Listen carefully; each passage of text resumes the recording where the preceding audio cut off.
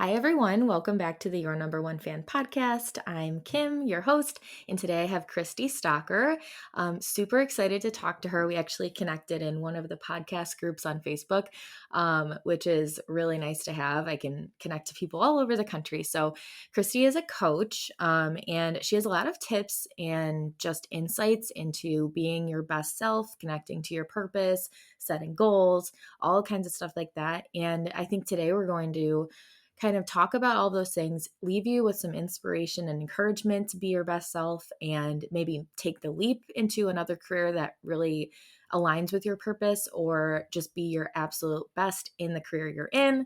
And a lot of these things I think will apply to life in general, just confidence and being your most positive, happy self. So I will let you introduce yourself a little bit and tell us like how you got into being basically a professional hype woman for a bunch of people. So yeah, let go right ahead.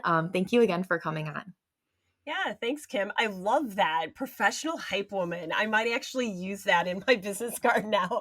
Uh, but yeah, so hi, my name's Kristie. And yes, I'm a success coach. I'm also a leadership consultant and a professional speaker. And so basically, my whole thing that I love to do is I love to take driven professionals and transform them into rock star leaders. And even if you're not looking to be a leader in the title sense, you can still lead yourself. So there's self leadership and there's leadership of others. And so my big deal is I love working with people to transform them into that leader they know they can be, to step out with confidence. But the biggest thing that you had said, Kim, is leading with purpose. And I have found and that's the whole reason that I got into coaching, is that I was meeting so many people that had regrets. You know, it could be in their 20s, it could be in their 50s, it could be older, it didn't matter. But people were having regrets of not being where they wanted to be in life. And I said, I was the exact same way when I met all these people, and I was into leadership and I was into a lot of leadership organizations. And I said, you know what? I cannot stand so many people having all these regrets and not being where they want to be in life. We only get one life.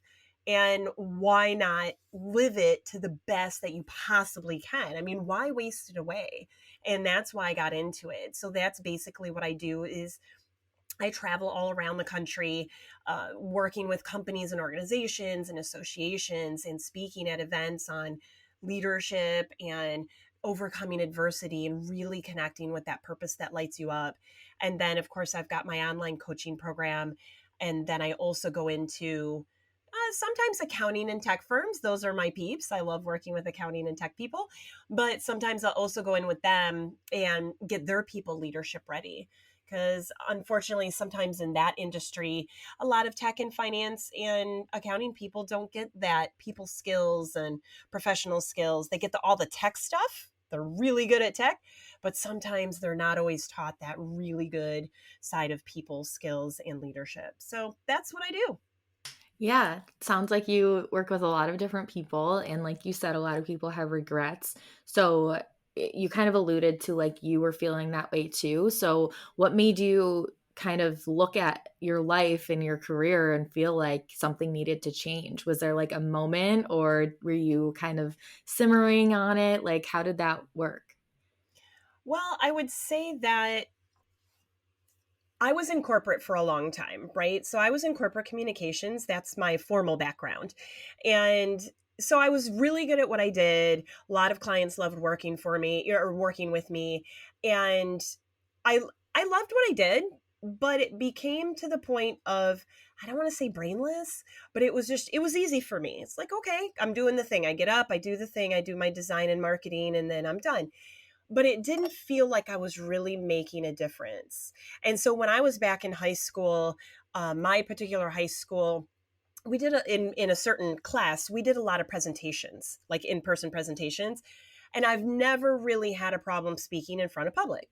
I'm just one of those weirdos, I guess, that I just never had that fear. And so I ended up, quote unquote, coaching or mentoring other of my classmates to have confidence to present and speak and whatnot in front of the class. Well, I kind of liked that. I love the mentoring and the coaching and helping other people.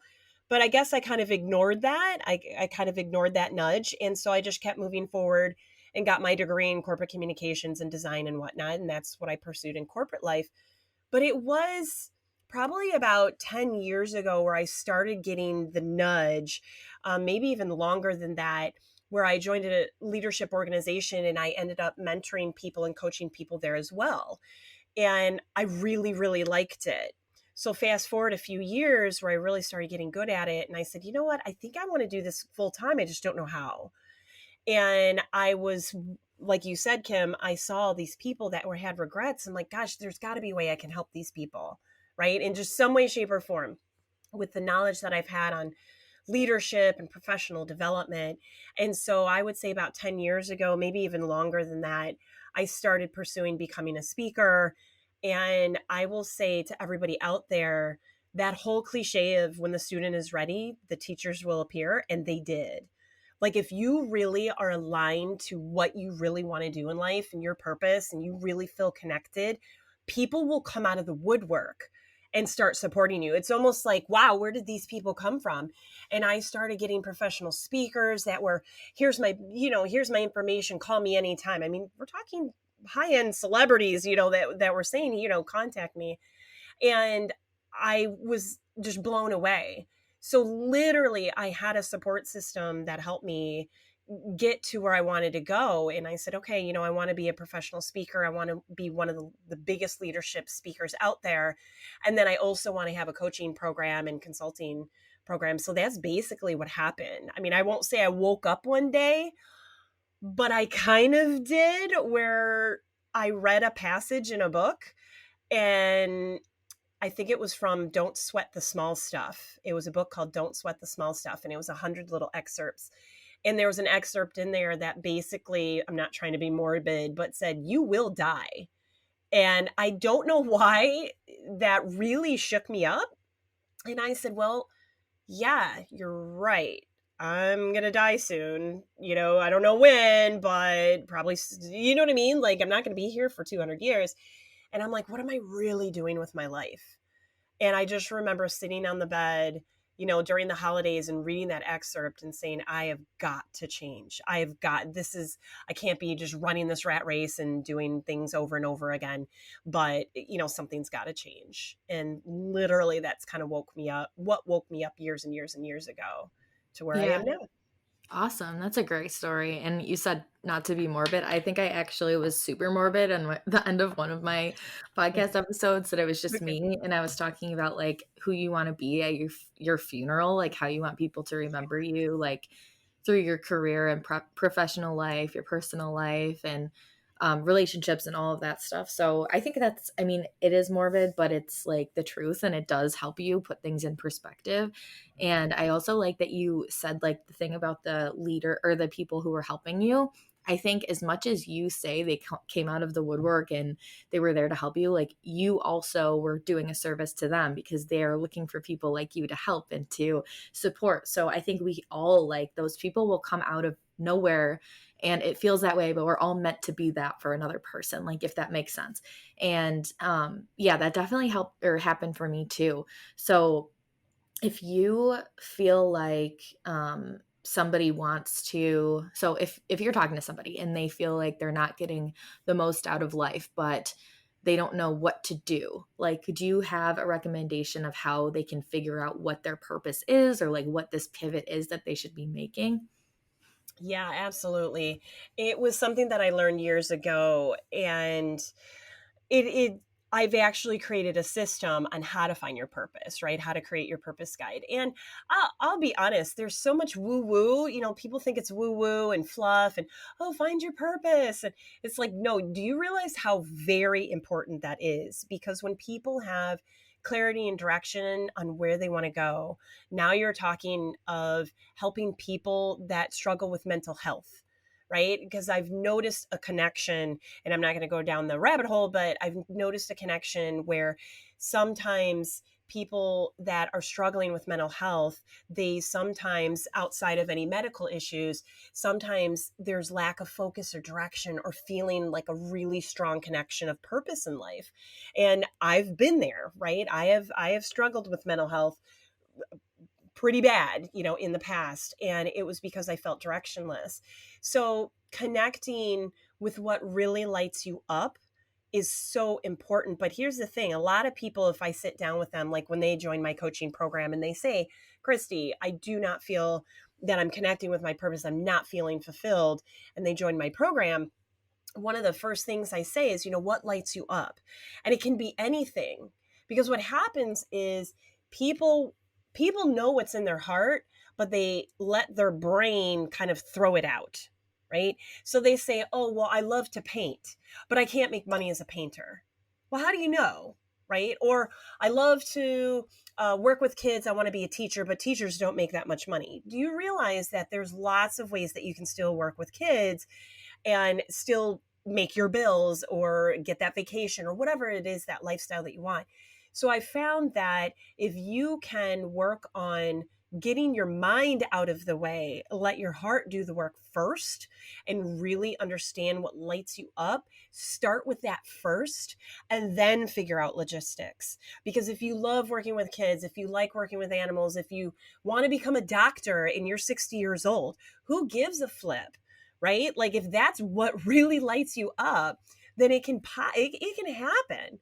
I mean, we've got 90-year-olds, climbing Mount Everest, and, we've got 10-year-olds making millions of dollars on YouTube, right? Like this day and age, anything is possible. So I would say the first step is to let go of any of that fear and doubt that you have first, and then concentrate on what really lights you up, what you feel that you could do on a daily basis. And they say not get paid for, but do on a daily basis, and just wake up and get out of bed for, right? I Yeah. mean, like a lot of people are like, all right, well, I'll get out of bed, I'll do my job and do my thing. But this is something that you're like, ooh, I get to do this. This is going to be so cool. And you jump out of bed. So I would say that's the very, very first thing that you'll want to do when you're trying to connect with what Mhm. really lights you up and your purpose. Yeah, I think that's a good exercise too. Like if you're feeling a little stuck or you're just because even like if you look at your career right now and you're like this does not light me up, that should be a sign that like it's time to pull out a piece of paper and write down some things that do light you up. And this is something I'm very passionate about too. I talk about this all the time. Like the time is going to go by anyways. You're going to be 20, 30, 40 fit like hopefully. I mean that goes, hand in hand with what we were saying before. And while you don't know how much time you have left, you like, let's imagine that you have all the time left. You have several more lifetimes or decades to fulfill some dream or something that you want to do.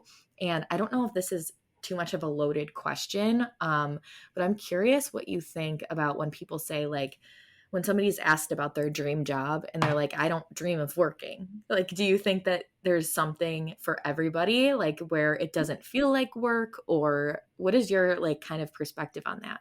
Yes, I think, in my opinion, there is something for everybody, because people say they don't want to work, but let's redefine that word work, right? And I mean, if you literally wanted to sit around all day and watch TV, right?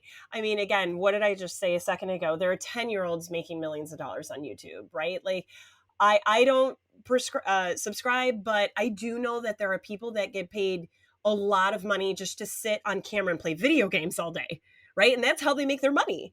And if you want to watch TV all day, you could literally stick a camera on yourself while you're binging Netflix or whatever it is you're doing. And if you make it entertaining enough, I mean, that's not quite work, is it? Right? Like maybe it's fun for you to watch all those TV shows and do reviews on them or whatever. I mean, if you are like, I just want to paint all day and I don't want to, work, quote unquote, well, there's lots of ways that you can make money by painting, right? If that's what you want to do. So I do feel, Kim, that there is something for everybody. And I also have the philosophy. I mean, this is my personal philosophy.